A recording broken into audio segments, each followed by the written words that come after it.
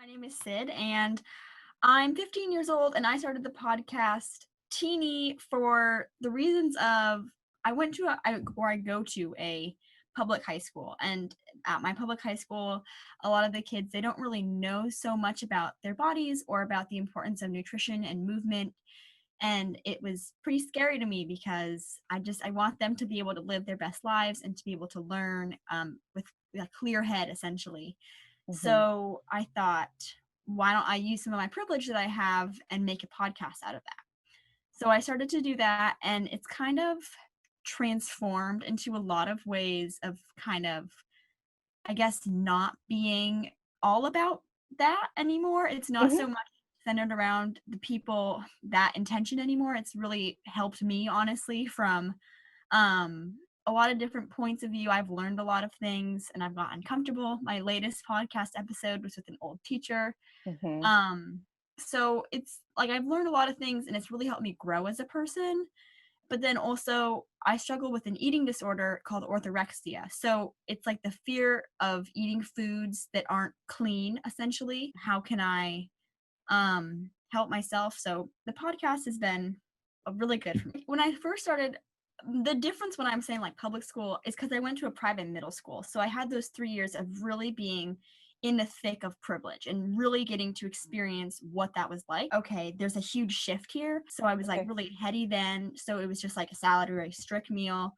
So I didn't really notice it too much.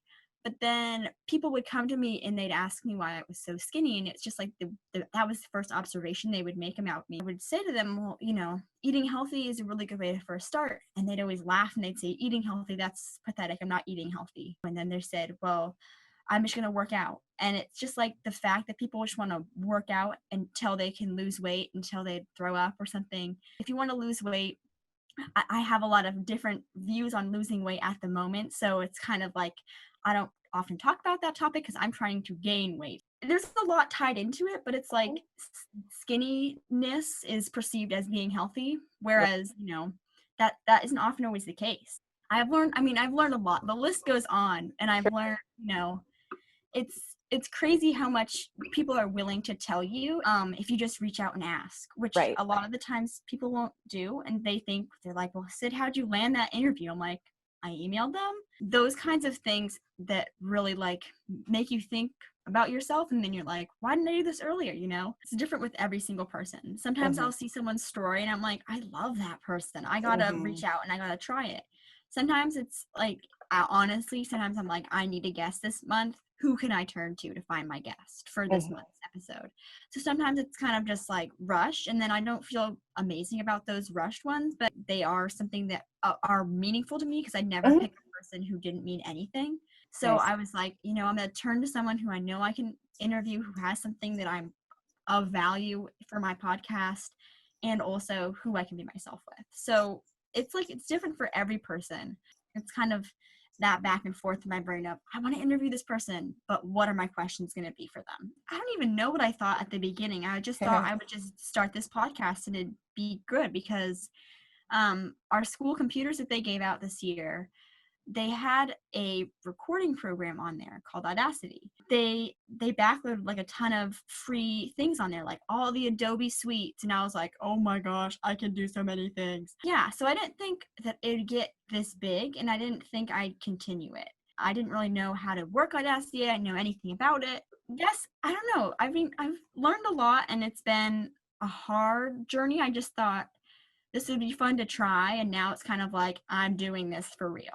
But then I try to remember if I impacted one person, that's my job and that's my goal. Like, I look to social media a lot, and I look to social media for validation for lots of things. Mhm. Most recently, it's been, as I've been kind of recovering from my eating disorder, it's been for food. So it's like, is this person eating pizza? Is that okay to eat pizza? Is it okay to eat sugar? Is it okay to eat these things? And then I turn to social media to see what the people who I'm following, what they're doing. And it's, as teens, people often turn to their friends, turn to their whatever to find validation and to find validation in the crowd. And I often Mhm. think it'd be so interesting to just pull people away from everything they know and just be like, who are you? Because you will always have yourself. You may not always have other people. Developing my sense of self, I think it's come from a lot of being truly authentically who I was at that moment and at that time. Like a lot of people, and I think it does come from my middle school experience. I think that private middle school, I do have to say, probably did why who I am today. That's why I am. The community was so supportive. And I mean, it was a really small school. I had 36 people in my class. So that's how many people were in my whole 8th grade class. So you get that closeness and you get that bonding and you get that trust. And then you kind of can develop that sense of self. I'm very blessed that I got that opportunity to go to that school. And then it was just also, you know, I think I had a lot of friends in middle school. I like to be social. So it was the right place for me. It was the right time. And that's how I developed my sense of self. So I think for people who don't have that opportunity, it's just you have to look out those communities, and social media is making it easier every single day. For developing your sense of self is knowing like who you are and knowing your values, and those often come when you're little. So I always say keep a piece of childhood with you when you grow up. Keep a piece that makes you feel like a kid again.